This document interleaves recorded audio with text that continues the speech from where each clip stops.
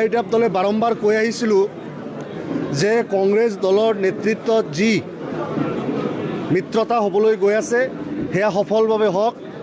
আমি আইডিএফ দল আমাক যদি মিত্ৰতাত নলয়ও আমাৰো যোৱাৰ কোনো প্ৰয়োজন নাই। তাৰ পিছতো আমি সকলো প্ৰকাৰৰ মিত্ৰতাৰ ধৰ্ম পালন কৰিম বুলি আমি কৈ আহিছোঁ। যোৱাবেলি 2021 চনৰ নিৰ্বাচনত অসমত বিজেপি চৰকাৰ ক্ষমতাত অহাৰ কাৰণে দুজন মানুহ বিশেষভাৱে দায়ী।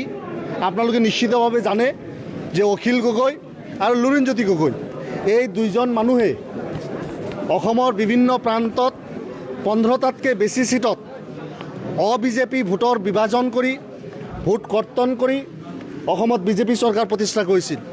আমি এইবেলি অত্যন্ত আশাবাদী আছিলোঁ যে কংগ্ৰেছ অন্ততঃ অখিল গগৈ লুৰিণ গগৈ চম্ভালি ৰাখিব, তেওঁলোকে অন্ততঃ অবিজেপি ভোট বিভাজন হ'বলৈ নিদিব। কিন্তু আজি দেখিছোঁ যে অখিল গগৈ অৰ্কিড পাৰ্কত তেওঁলোকৰ ফ্ৰেঞ্চাইজি মুকলি কৰিছে টিকট দিয়াৰ কাৰণে। কোনে কোনে টিকট ল'বা, নিৰ্বাচন খেলিবা, আহি যোৱা কাজিৰঙা, এই ধৰণৰ বজৰুৱা আৰু সস্তীয়া বিজ্ঞাপন আমি কাহানি আৰু কেতিয়াও দেখা নাছিলোঁ। অসমৰ ৰাজনীতিক এয়াই বিৰল, এয়াই প্ৰথম আৰু এয়াই অদ্বিতীয় যে ৰিজৰ্টত বহি টিকটৰ ভাগ বতৰা চলে আৰু মানুহক আহ্বান জনাই থাকি ইয়াৰ পৰা লৈ যাওঁ। এতিয়া আমি আহ্বান জনাইছোঁ যে যিকোনো হালতত যাতে এই ধৰণে অবিজেপি ভোট বিভাজন কৰি অখিল গগৈ নতুবা তেওঁলোকৰ অন্যান্য সহযোগীসকলে ভোট বিভাজন কৰি যাতে বিজেপিক সহায় নকৰে তাৰ বাবে আমি অতি আহ্বান জনাইছোঁ। আৰু কংগ্ৰেছক আহ্বান জনাইছোঁ, আপোনালোকে মিত্ৰতা কৰক।